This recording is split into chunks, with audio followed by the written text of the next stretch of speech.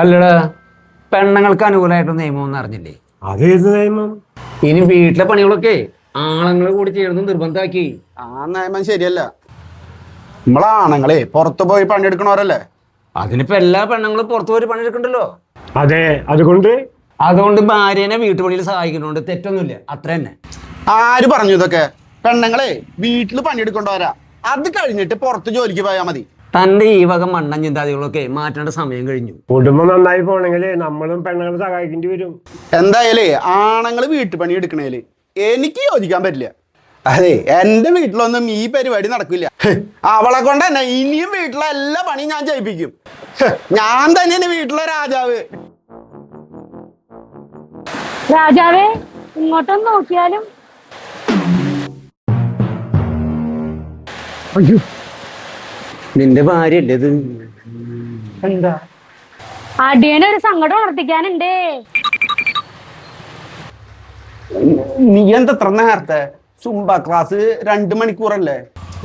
മഴ കാരണം അവിടെ കറണ്ട് ഇല്ല, അതുകൊണ്ട് നേരത്തെ വിട്ടു. ഞങ്ങട് പോരുകയും ചെയ്തു.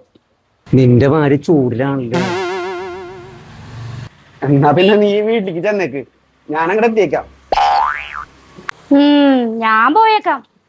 പറഞ്ഞ കാര്യങ്ങളൊക്കെ വീട്ടിൽ ചെയ്തു വെച്ചിട്ടാണോ പോന്നത്? അതൊക്കെ കഴിഞ്ഞു.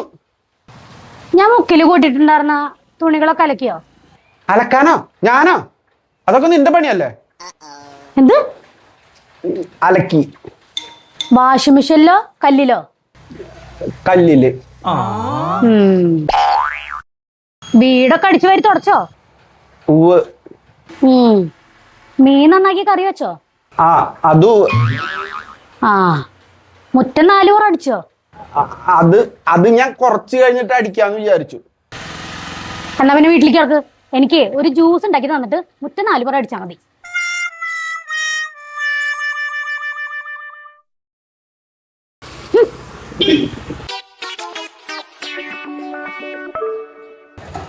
ഓ, ഒരു രാജാവ്.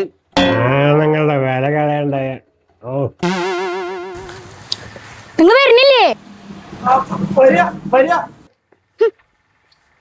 വേഗം ചെന്നോ, അല്ലെ പ്രിയറാണി കുനിച്ചു നിർത്തിട്ട് കൂമ്പിലിടിക്കും. ഓ, ഇനി ഇടിക്കാൻ വേറെ സ്ഥലം ബാക്കി.